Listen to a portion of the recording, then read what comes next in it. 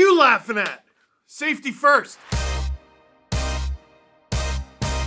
Hey friend, Steve Dangle here on the best day of the week, Thursday. It's time for another episode of Steve's Dangits, where we look at the biggest dangits from around the NHL. And why don't we start with the most requested one that's not from the NHL at all? Me breaking my face. Specifically, I broke my nose and it hurt and I didn't like it and I wouldn't recommend it and would like to avoid it in the future. Really quickly, a story and some advice. I have a dog. It's a golden doodle. His name is Iggy. He's named after Jerome McGinley, what Sidney Crosby screamed when he scored the golden goal. Iggy, it's perfect. He's not what I would call a big dog. He's not like a Newfoundlander, but he's 80 pounds. That is at very least mid-sized, right? You probably shouldn't do this with any dog, but a dog of any sort of significant size, you probably shouldn't play with lying down. Iggy is an extremely good boy, but I have gotten 2 facial injuries from Iggy. Both of them were my fault. First one was I was playing keep away with the toy, and I had the toy over here, and he lunged for it, and I moved it, and then I put it over here, and he lunged for it, and I moved it, and then I put it here, and he lunged for it, and he bit my face. I don't know if you ever noticed what a matador does when he's taunting the bull, but he moves! I don't know what I was thinking. He got me right between the eyes, and luckily there's like a very minor scar. You can't even really see it. But up close you can see I have the shade of an overripe banana. Second facial injury happened on Saturday. I was running around with my son, and all the while, the dog's getting excited. He's like, it's playtime, I want to play too. Minute later, son's playing in his toy box. I'm lying down on the floor. Don't laugh, it's the #1 pastime of all dads. Moving, standing, sitting, bah humbug, I want to lie down. Then Iggy brings me a toy. I like Iggy, I want to play with him. So with one hand supporting myself on the floor and the other hand with my hand on the toy that the dog is trying to yank out of my hand, we're playing tug of war. I don't know exactly how it happened. Maybe he knocked that memory out of me, but he thrashed one way and then thrashed the other,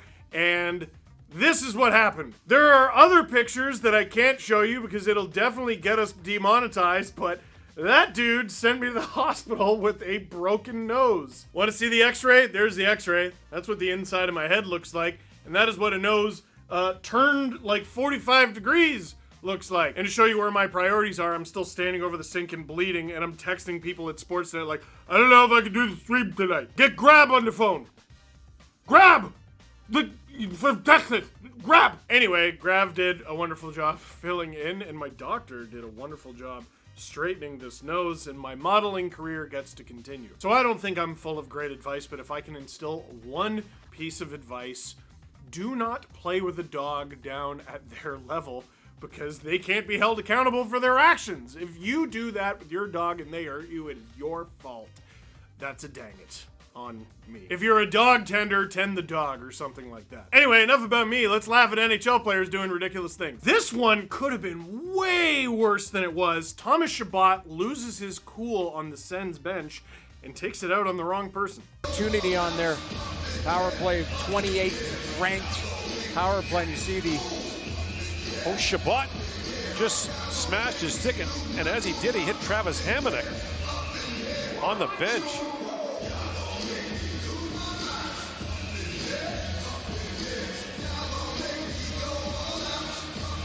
Travis Hamonic is pretty tough, so his reaction says it all. It's one thing to get hit by the punch you're expecting, it's another to take a slash to the face on the bench! He had no idea that was coming. Now, I did see some people say, I've never seen this before. I have. One was with the Florida Panthers. Keith Ballard, a defenseman, accidentally slashed his own goalie, Thomas Vokoun, in the head, but this wasn't on the bench. The other, I can't find it for the life of me, but I feel like it was with the St. Louis Blues. I think it was Al McInnes got his finger broken by a teammate on the bench. So I feel like this incident is one of those things that's super serious, but is everyone okay? Is everyone okay? Everyone's okay? All right, now it's funny then. Thomas Chabot, cool your jets, bud. That's a dang it. And to prove that Thomas Chabot and the Ottawa Senators aren't the only ones who do it, a couple days later, the Sens are playing the Montreal Canadiens, and Joel Armia does it to one of his teammates on the ice. Look around. Chabot to Giroux. Slides it down low. Kachuk in tight. Flipped it towards the net. Scramble for it. Another penalty coming up. And this one's going to go to Ottawa. It'll be a high sticking call and end the power play. Well, down low, looks like maybe Brady Tkachuk. That's the only thing I could see, and he looks to be a bit concerned about it. And he's talking to the linesman saying, maybe they're going to have a look at this. Maybe he didn't hit him. They're going to go over and discuss this over at the penalty box.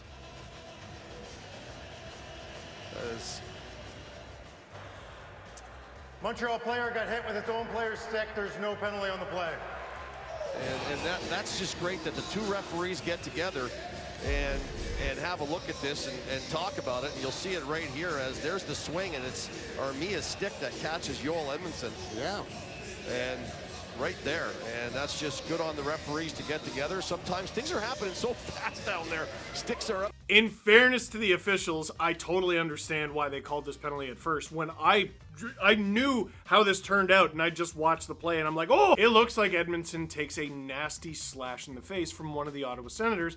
But if you watch the replay, and right there, and that's just good on the referees to get together. Sometimes things are happening so fast down there. you know, sometimes refs are funny. Honestly, it's hockey. Half the time, all a ref needs to be funny is just to simply explain what happened. Yeah, you slashed your own teammate in the face. That's a dang it. For our third dang it, Sen somehow involved again. The Anaheim Ducks, who are last place in the NHL, go for a legendarily terrible line change, and by Kulikov. Ducks changing, and look out, Cookout.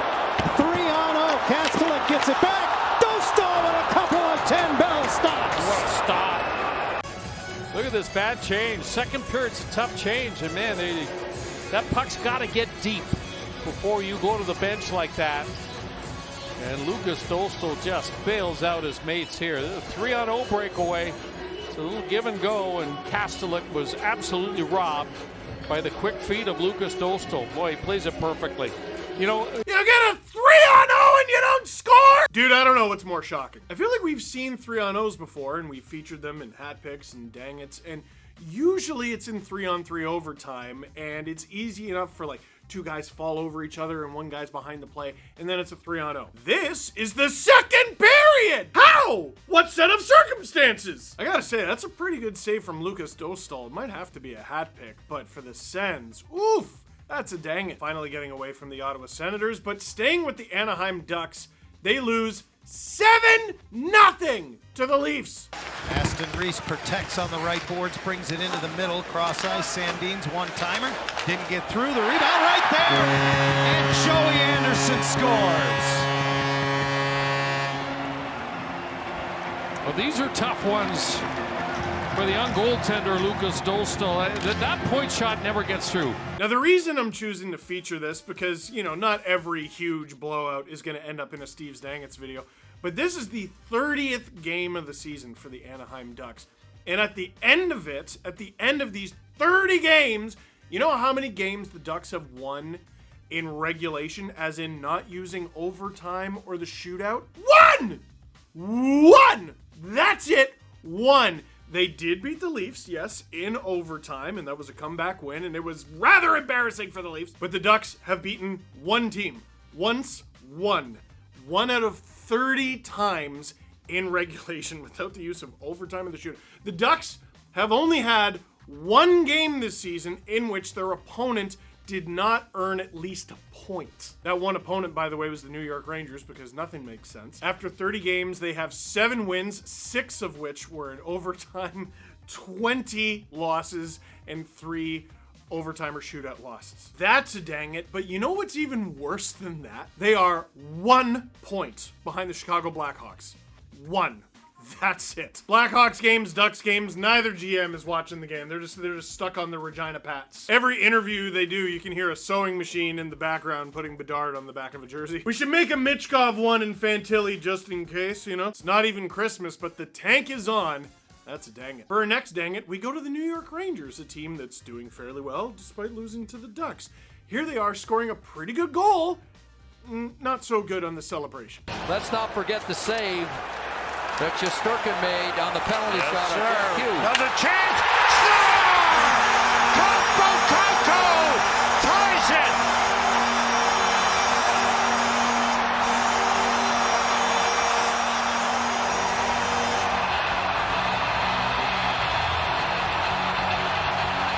Finished by Kako.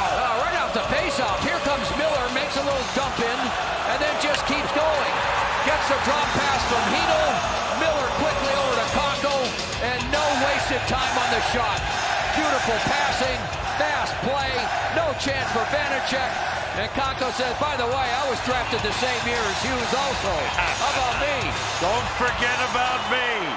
Hockey is the most beautiful and majestic sport in the entire world. This starts with two Rangers tripping over each other. I want to know what Alexis Lafreniere is doing here. He trips over his teammates in a way that suggests he thought they were doing it on purpose and wanted to join in and didn't realize it was an accident until it was too late. I don't care if it's a tie game. You score a goal like that, but then celebrate like that, you should get it called back. That's a dang it. For next dang it, the complicated tale of the LA Kings. A team that I thought was underrated heading into the season. A team that was top 10 for much of the beginning of the season, despite getting bottom 5 goaltending in the league. But you know what? Goalies cannot be blamed when their own teammates score against them in overtime. Johnny Gaudreau, Patrick Laine moving in, one man back, that's Dursey. Laine with a backhand rebound, scores! Johnny Gaudreau, as he was able to gather up the rebound, and the Jackets win 40 seconds into overtime. Johnny Gaudreau, the game winner. Another look at it here.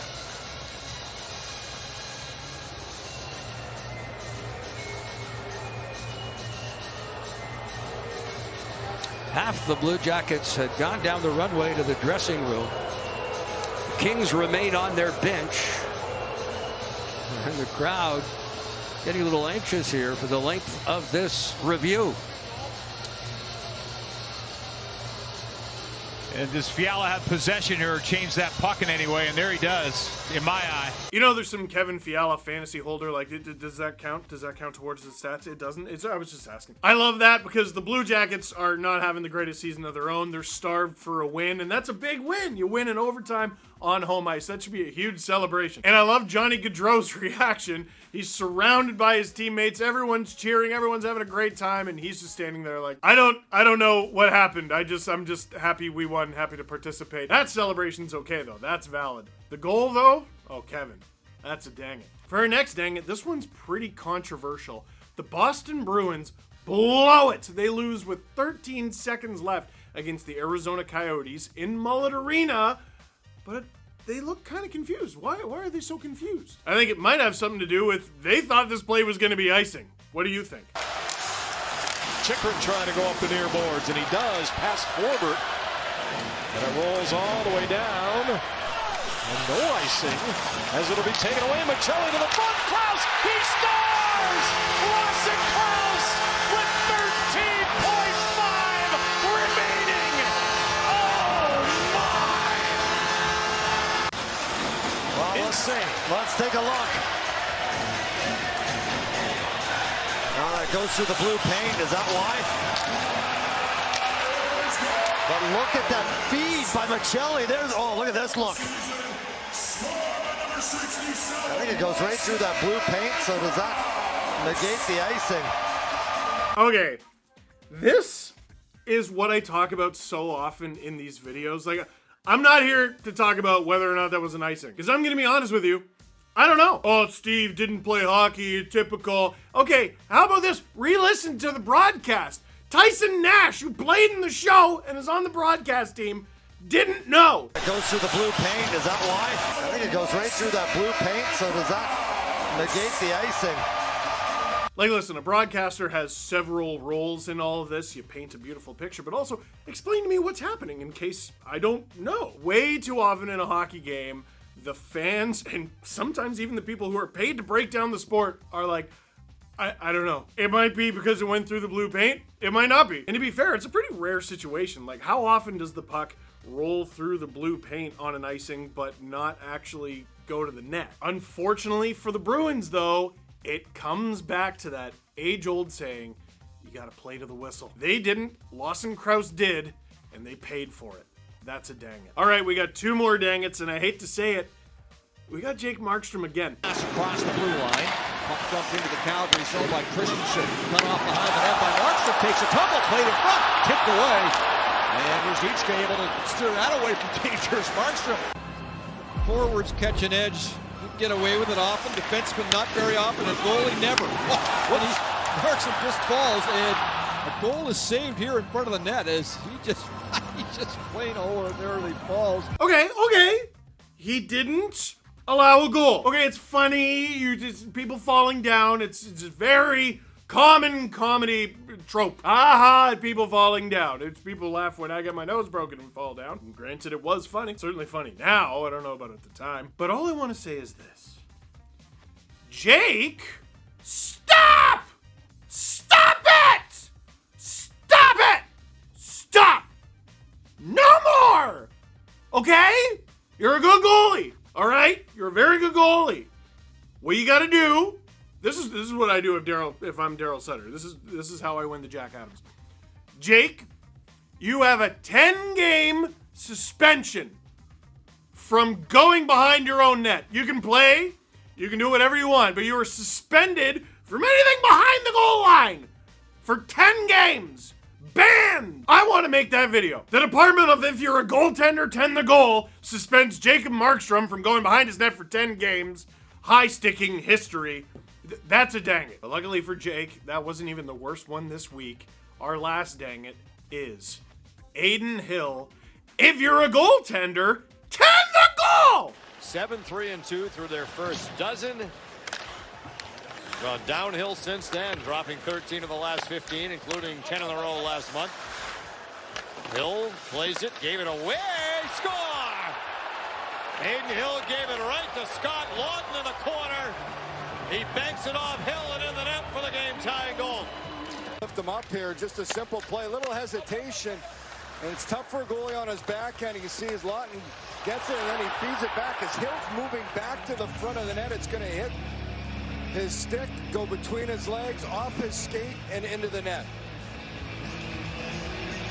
With the initial play, there's got to be better communication, quicker plays. How do you coach that? Dude, it's one thing if you're a goalie and you go behind your net and you try to play the puck and you're in a bad state, all right? You're in a bad position because there's an enemy on this side of you and there's an enemy on the other side of you and you got to make a decision. You can't just bail. You got to do something. Can I show you something?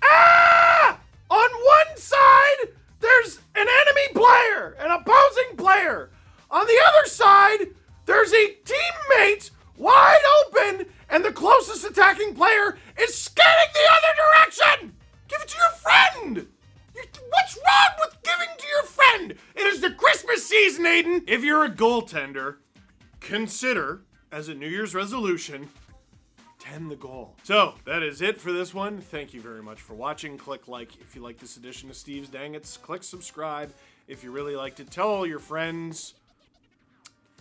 Don't play face-to-face with the dog.